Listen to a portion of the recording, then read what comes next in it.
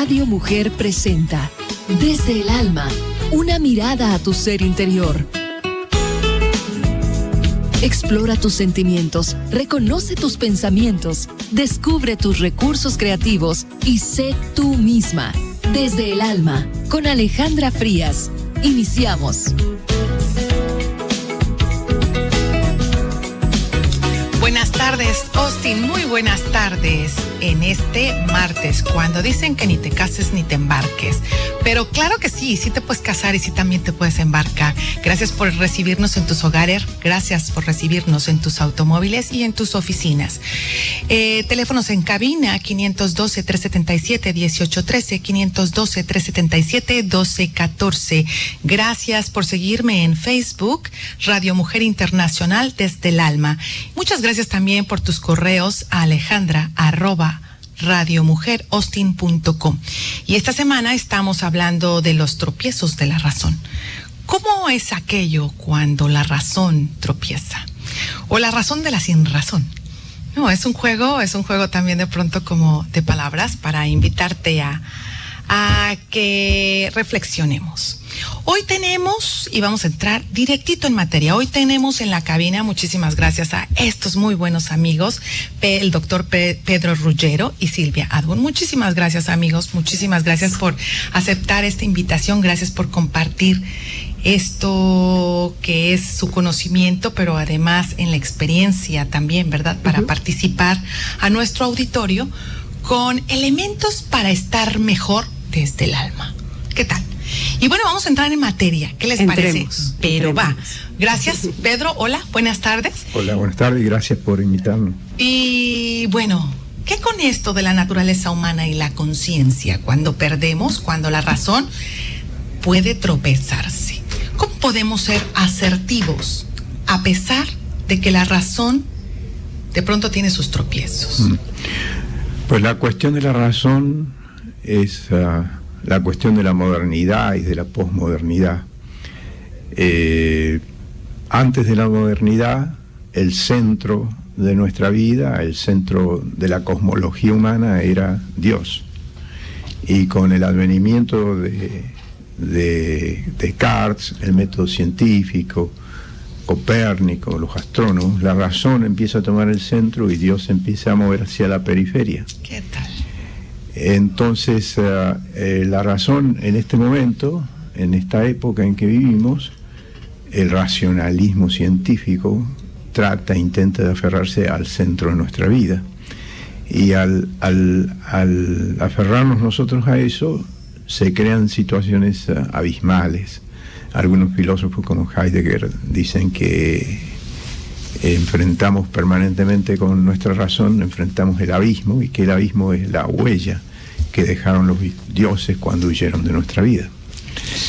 Es decir, la razón crea monstruos, a veces, como los desórdenes ecológicos que tenemos, los problemas de conducta nuevos que surgen con la modernidad, etcétera. Y la razón tiene sus críticos no solo desde el pasado en las religiones, en las mitologías, sino sus críticos modernos también, postmodernos. Los grandes maestros de la duda, como en filosofía, los grandes maestros de la duda serían Nietzsche, Freud, Marx. Nietzsche dice que cualquier discurso razonable tiene que ser enfrentado con la idea de cuál es la voluntad de poder del que hace ese discurso. Freud dice que cualquier discurso razonable encierra en algún lugar elementos del inconsciente y la omnipotencia del deseo. Y la omnipotencia del deseo mueve esas aparentes cuestiones razonables del discurso. Y Marx dice que todo discurso, por razonable que parezca, hay que enfrentarlo con los intereses de clase y con las cuestiones económicas. Ninguno de estos maestros de la duda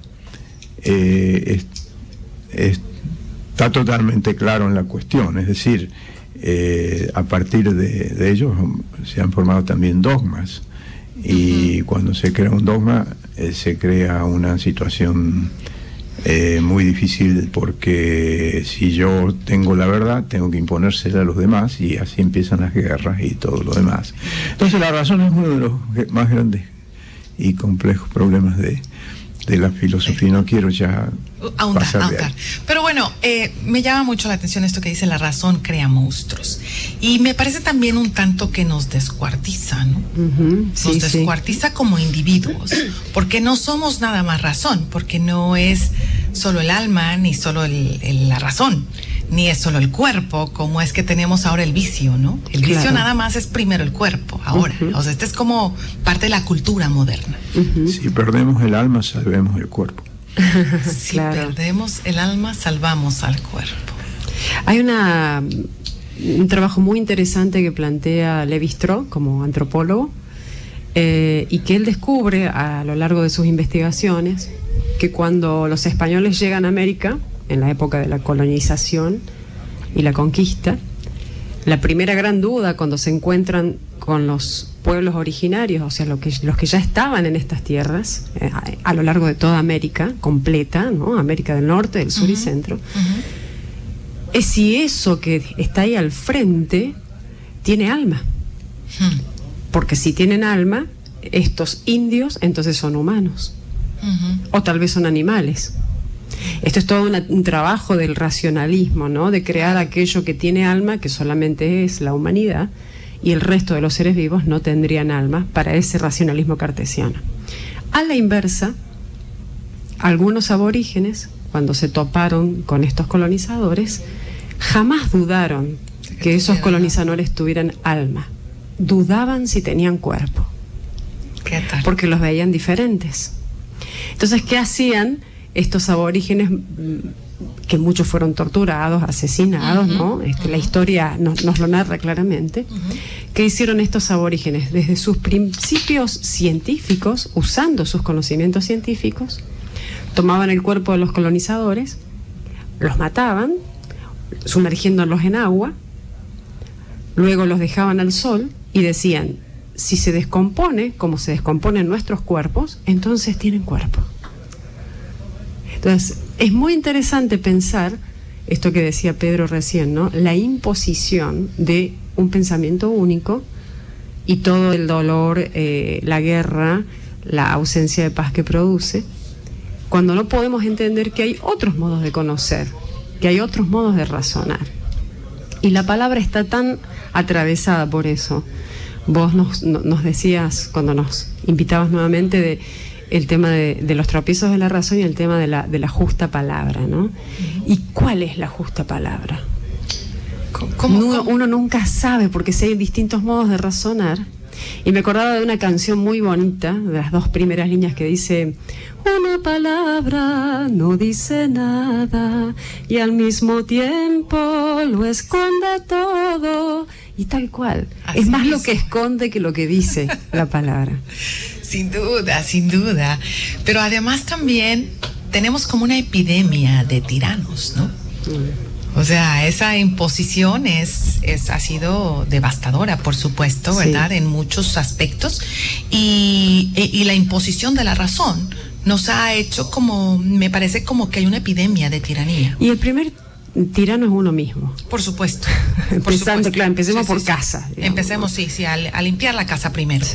Sí, ¿no? Porque porque hablábamos también de que si yo no me respeto, si yo no me permito hacer lo mejor, ¿verdad?, para conmigo, y si estoy acumulándome cosas negativas, pensamientos destructivos, desamor, rencor, etcétera, etcétera, entonces ahí está mi tirano. ¿Verdad? El que está llevando la batuta. Sí, pero también en esto de cuando uno habla y expresa y saca hacia afuera, yo recordaba el significado de palabra. Palabra viene de parábole, que significa para, hacia, o para, hacia, bola. Entonces las palabras son como bolas o esferas que nosotros ponemos hacia o para un otro. Entonces depende de qué palabras uso, a veces se las arrojo por la cabeza, o a veces soy muy amorosa o amoroso y simplemente se la ofrezco. Entonces está bueno también pensar en una especie de ecología de las palabras y buscar su arquitectura inicial de ese significado para saber cómo usamos las palabras. Y el verdadero sentido. Nos estamos yendo ya a un corte. Márcanos si tienes alguna pregunta para nuestros invitados, para Silvia, para Pedro. Y el teléfono en cabina es 512-377-1813, 512-377-1214. Regresamos después de un corte.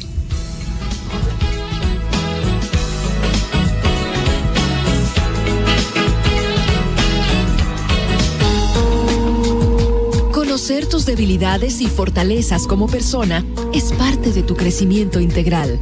Escuchas Desde el Alma, una mirada a tu ser interior. Continuamos.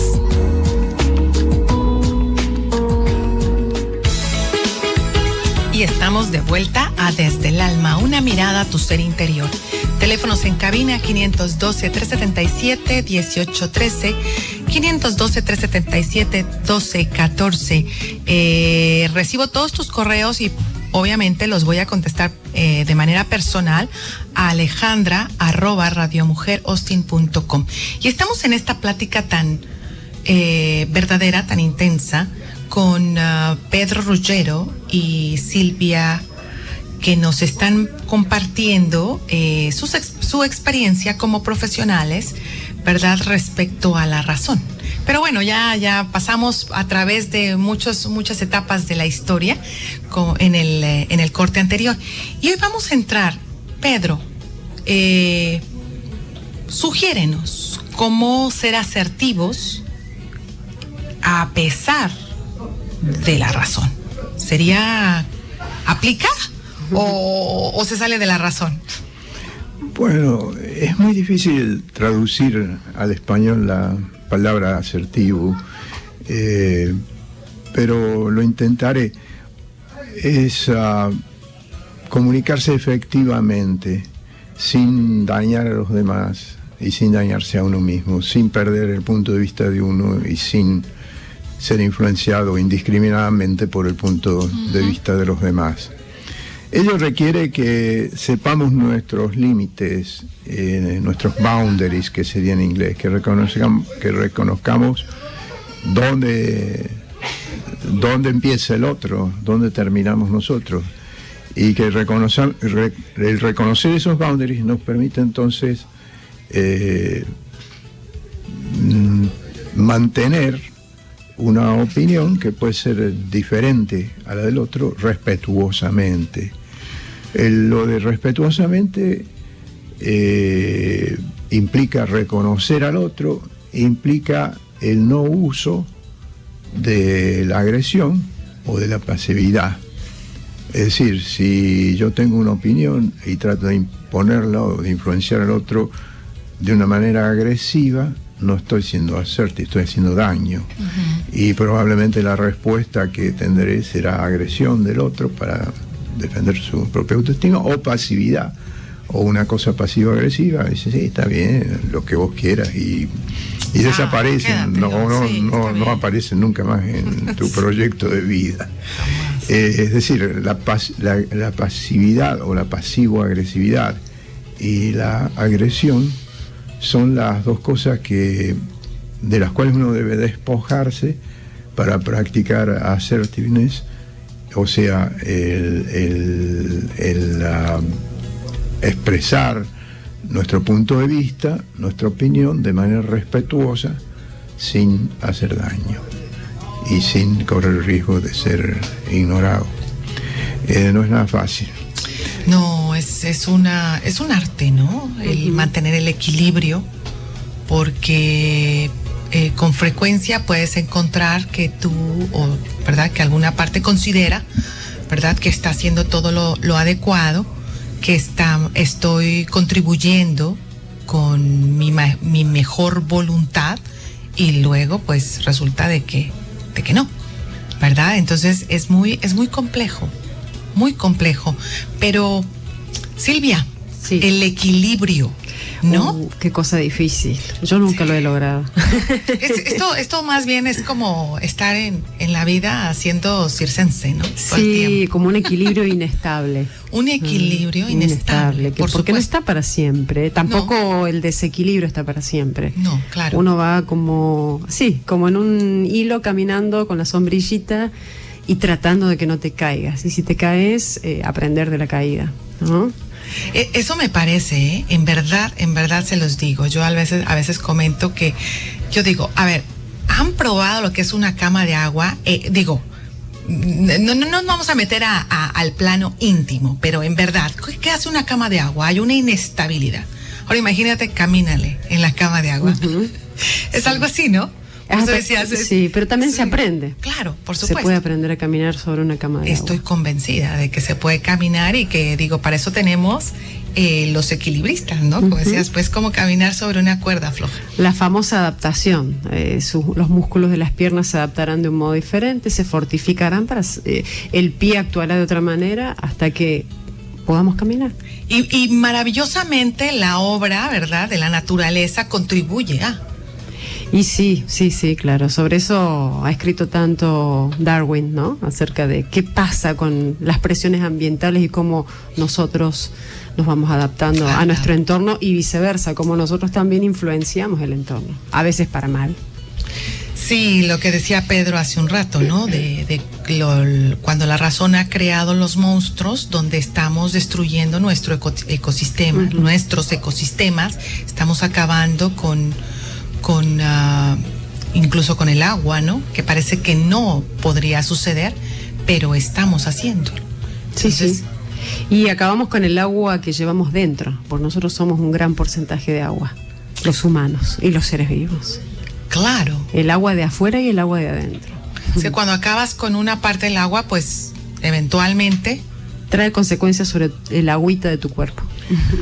Pues si piensas en los grandes desastres que enfrentamos, generalmente son debidos a intereses por los cuales no se practica asertiveness, sino que se imponen ideas, se influencia a la gente forzosamente, y a través de eso, en vez de actuar con consenso, en el cual todo el mundo pone algo y da algo, se actúa por poder, imposición, y entonces se termina causando mucho daño. Como vos decías, hay demasiados tiranos, empezando por nosotros mismos. Pero bueno, el hecho de que la comunicación a un nivel más grande que el simple uno a uno interpersonal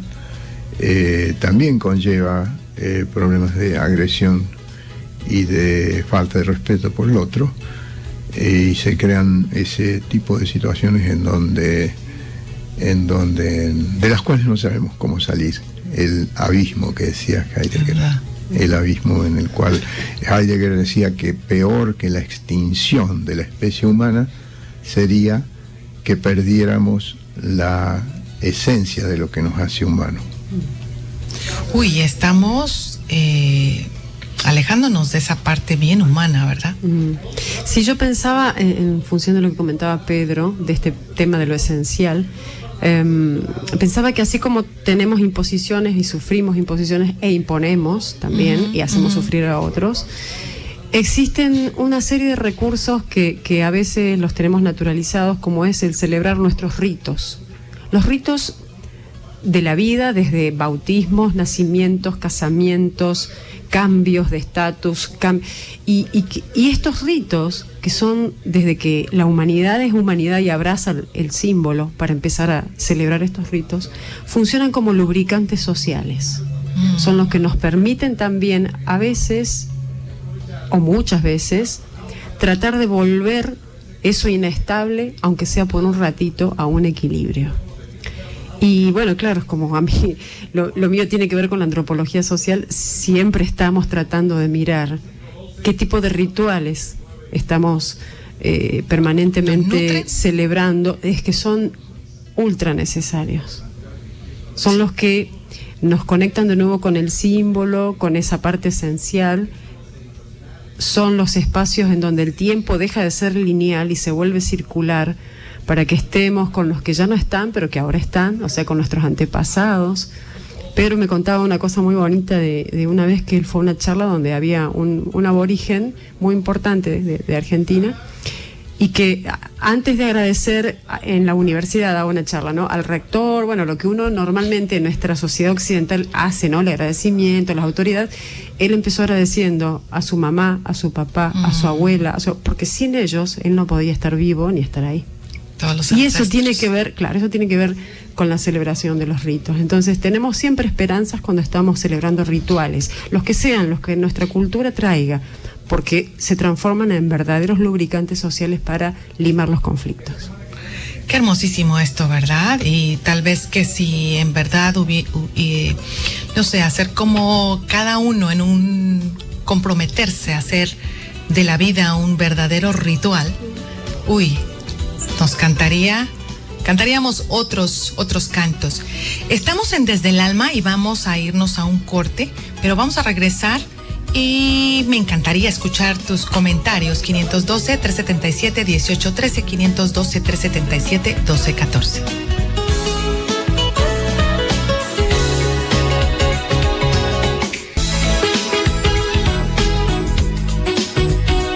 Libérate de los sentimientos y pensamientos negativos y sonríe a la vida. Te escuchamos desde el alma. Continuamos.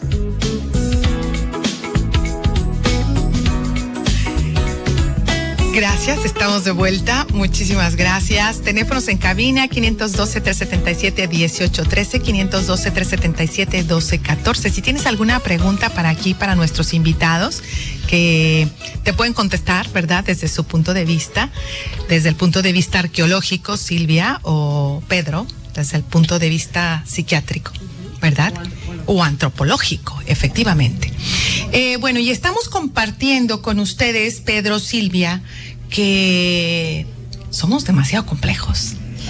Y sí, a ver qué opina Pedro de lo complejo. De lo complejo, pero todo es complejo, hasta un grano de arena, decíamos, ¿no, Silvia? Fuera de micrófonos. Sí, por cierto, un grano de arena lo ves con un microscopio ultrapoderoso o con un acelerador de partículas y vas a encontrar todo un universo allí. Un universo. Con soles, estrellas y todo. Es como que es un misterio muy grande este mundo en el que estamos, quiénes somos, de dónde venimos. ¿Para dónde vamos? Uh-huh. Bueno, al menos digo, De eso ni hablar, porque parte de a dónde vamos lo hacemos nosotros.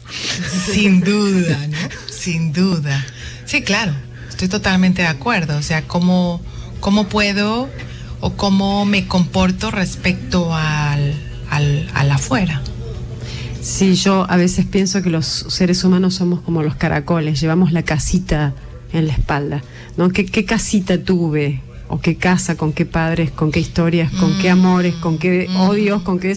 Y andamos por el mundo como los caracolitos, llevando nuestra casita en la espalda, como una mochila, como decimos en Argentina. No sé si aquí se usa esa palabra. Sí, claro. Y sí, eso también es a la vez fuerte y milagroso, ¿no? De andar con... Misterioso. Sí. Misterioso, la casita que vamos cargando. Y a propósito de esto, no es fácil deshacerse de esa casita y tampoco es muy fácil como recuperar los tesoros de la casita, ¿no? Y también sin duda pues se han hecho estudios tremendos al respecto. Pero volviendo a intentar, porque yo quisiera que fuéramos, pero bueno, al menos en el intento está el inicio de la realización, ¿no? O sea, intentar ser asertivos con cosas prácticas. ¿Cómo puede ser, Pedro? Algo práctico para hacer nuestra vida menos compleja.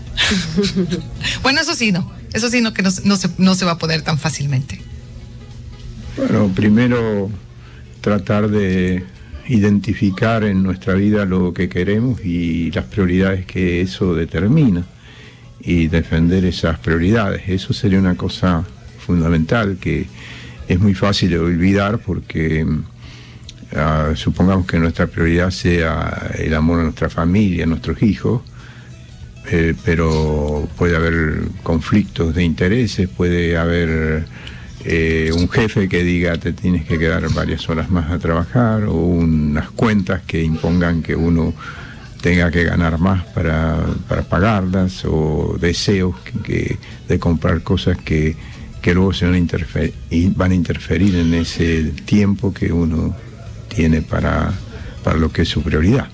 Entonces, primero tratar de conocernos, tratar de saber qué es lo que queremos, y dentro de qué es lo que queremos, cuáles son nuestras prioridades, y defenderlas a pesar de la avasalladora fuerza que nos quiere llevar a que atendamos a las prioridades de los demás por encima de las nuestras. ¿Verdad? Sí, es como estar en el océano y de pronto sentir esa fuerza, como dijiste, ¿no? Esa fuerza que te arrastra, o sea, es una corriente. Sí. Y mantenernos es, otra vez, complejo, es parte del equilibrio, parte de jugar, no jugar, pero bueno, al final si no lo vemos como juego, claro. ¿Por qué no? ¿Por qué no? Sí, Demasiado seriedad tiene la vida, ¿no? Vamos a jugar. Vamos a jugar a... Sí, yo pensaba que por ahí los antropólogos sociales o los futuros antropólogos sociales trabajamos indudablemente con el otro. Nuestro interés es los otros, el otro o los otros. Y lo que tiene de interesante es que tenemos que usar la asertividad para poder escuchar a ese otro y entender las palabras del otro. Por eso estudiamos lo que se llama el lenguaje nativo, no porque necesariamente esté vinculado a aborígenes, sino si yo decido, por ejemplo, estudiar un grupo de la urbanidad, de un grupo que gusta sentirse como vampiro, por ejemplo, que acá hay muchos en Austin, entonces hay todo un grupo y decido estudiarlos. Ellos tienen un lenguaje y yo no puedo decir, cuando él dice vampiro es esto. No, tengo que escuchar qué es para él. Exacto. Y eso implica tener que tener asertividad para poderme poner en esa empatía y poder definir ese lenguaje nativo y después poderlo traducir al lenguaje académico y explicarle a los que no conocen este grupo qué quiere decir el grupo cuando dice lo que dice. Y sin juzgar. Porque no se trata de demostrar si están errados o acertados. Esto es el parámetro, o estos son los parámetros de estos otros. Y en esa necesidad de encontrar al otro, el antropólogo social se termina encontrando también a sí mismo. Es abrazar un otro para abrazarse a uno. Atahualpa Yupanqui, un gran autor argentino, decía: amigo es uno con el cuero de otro. Amigo es uno con el cuero de otro. Y sí, porque siempre en el otro hay un pedazo de mí. Y viceversa. Por supuesto. Y me parece que cuando uno siente eso, está funcionando asertivamente. Y esto aplica para todas las relaciones, absolutamente todas. Sí, o sea, creo que sí. No necesariamente me tengo que convertir en antropóloga, ¿verdad? No, por supuesto, no. No, pero digo, me refiero a para que también que nos escuchen, ¿verdad? No parezca que es complejo. En realidad, como tú lo has dicho, o sea, si yo me pongo en los zapatos del otro, entonces puedo entender qué significa, por ejemplo, en un matrimonio, ¿verdad? Yo no sé, yo me apunto porque pasa seguido. Hablamos de un algo, ¿verdad? De alguna medida, de alguna situación, de algo. No, pero me dijiste esto, no, pero me dijiste. Entonces ahí es donde la razón nos juega a veces los trucos, porque no estoy escuchando o no estoy entendiendo, ¿verdad? Que para lo mejor, y sobre todo, digo, en una comunidad como la nuestra, ¿verdad? Que estamos encontrándonos todo el tiempo con otras culturas. Hablamos español, tú y yo hablamos español, pero hay diferencias, Silvia. Y sí, no se trata de poder saber cuántos idiomas hablamos, sino cuántos idiomas entendemos. Y que no es lo mismo. A veces, hablando el mismo idioma, no nos estamos entendiendo. Sí, y a veces estando en la misma cultura, en la misma familia, en la misma situación, no nos estamos entendiendo. Especialmente cuando te casas. Ay, sí, ¿no? En Argentina tenemos un chiste que dice, un chascarrillo que dice, ¿cuál es la diferencia entre una hechicera y una bruja? Y la respuesta es el matrimonio. Es la palabra, cómo cambia, cómo un rito puede cambiarte de estatus. Pero automático. Una de las cosas que sorprendió a un hijo mío es que la palabra esposa, ¿verdad? La palabra esposa, ya sé por dónde compañera, ¿verdad? Sí. Con quien te casas. Sí. O sea, la contraparte del... Ajá. Y bueno, esposas son los grilletes. Claro. Entonces, yo nunca me había dado cuenta de eso hasta que él me hizo, o tal vez sí me había dado cuenta y se me había olvidado, ¿verdad? Y me hizo la observación. Dijo, qué interesante. ¿Y en qué dedo va el anillo del matrimonio? En el dedo anular. Anular. Que sí, viene de anillo, pero también viene de anular.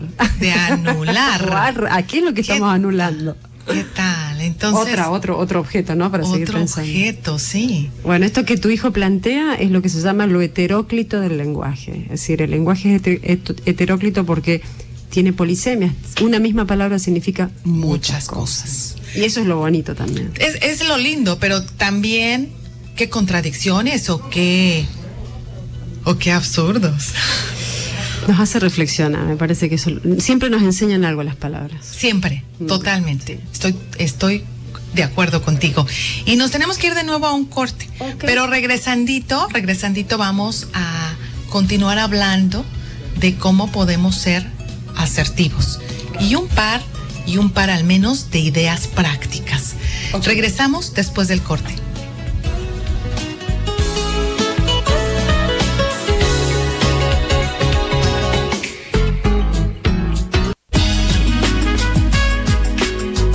Tu cuerpo habla de lo que tu ser interior siente. Aprende a conocerte desde el alma. Continuamos.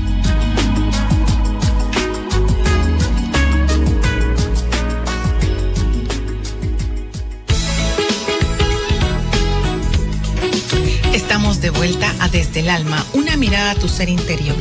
Gracias por tus mensajes a Alejandra @radiomujeraustin.com y también gracias por seguirnos en Facebook, Radio Mujer Internacional Desde el Alma.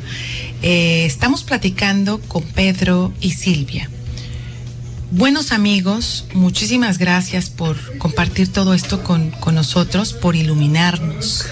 Gracias por ayudarnos, gracias por contribuir, ¿verdad? A que podamos poner algo bueno en nuestra vida, algo bueno y para integrarnos, porque como decías al principio, Pedro, estamos como desbaratados. Bueno, así me imaginé, ¿verdad? Como estamos en trozos. Si no nos integramos con nosotros, con nuestra esencia, cada uno en particular, cada uno en su individualidad. O sea, como dejarnos solo llevar por todo ese simbolismo, por cualquier cosa. Creo que cualquier cosa nos puede perder, ¿no? Pero integrar nuestra mente, integrar nuestra alma, respetar nuestro ser desde el alma, en esencia. Puntos prácticos, señores. Puntos prácticos para la asertividad. Para algo que sea útil, que lo traigamos no como amuleto, no, pero sí como, ¿verdad? Algo que pueda ser útil hoy, en todos los momentos. A ver, Pedro, primero. Bueno, partiendo desde lo que decía al principio, la definición de asertividad, una manera de comunicación respetuosa en donde nos despojamos de la agresión y de la pasividad. Algo práctico sería tratar de identificar cuando esas fuerzas tratan de arrastrarnos. Es decir, cuando nos comunicamos con los otros, escucharlos con respeto. Si nos tratan de imponer agresivamente su opinión, no responder con agresividad, sino con los límites necesarios y no responder con pasividad, sino expresando lo que sentimos de una manera clara, sensata, respetuosa, despojada de agresión y de pasividad, que es muy muy difícil, pero sería una de las metas de la asertividad. Recuperarnos. Yo estaba siempre también pensando en los rituales, ¿no? Me acordaba cuando yo era chica, mi abuela y mi mamá nos enseñaban frases hechas que tenían su antigüedad y que tenían que ver con la transmisión oral, ¿no? Que no se encontraban por ahí necesariamente escritas en libros, pero se iban transmitiendo de mujeres a mujeres. Entonces pensaba en dos frases que nos pueden ayudar a la asertividad. Una que decía mi abuela materna, que decía: tenemos 2 oídos y una boca para escuchar más y hablar menos. Porque claro, como decía Pedro, si no podemos escuchar al otro, empezamos a centrarnos mucho en nosotros mismos y olvidamos la otredad, olvidamos lo comunitario, la solidaridad social. Y la otra frase era una que usa todavía mi mamá, que dice: pon el cerebro en funcionamiento antes que la lengua en movimiento, ¿no? Cuando estamos tan acostumbrados a primero hablar y no a escuchar, seguro que lo que vamos a decir está muy dicho a las apuradas y no estamos siendo asertivos. Tiene que ver con lo mismo que está diciendo Pedro, ¿no? Pero me hizo acordar mucho lo que dijo él a estas frases transmitidas oralmente y que son fáciles de recordar. Así que como tips, ¿no? Pon el cerebro en funcionamiento antes que la lengua en movimiento, y tenemos 2 orejas o 2 oídos y una boca para escuchar más y hablar menos. Para escuchar primero. Hay, por supuesto que también al respecto se han hecho muchos libros y estudios y etcétera, ¿no? Y esto de guardar un poco de silencio, de no dejarnos llevar, de no permitir que mi mente, ¿verdad?, me lleve en este torbellino que puede crear. Eso toma su tiempo. Mantener el equilibrio es un arte, sin duda. Pero bueno, ¿por qué no empezar allí, verdad? Sí. Hacer el arte del conocerse a sí mismo. Mi papá ya no vive, ¿no? Ha muerto hace casi 6 años. Pero a veces yo le preguntaba a mi mamá, bueno, ¿cómo hacías cuando por ahí papá se enojaba? Decía, hija, me dice mi mamá, yo me hacía la sorda.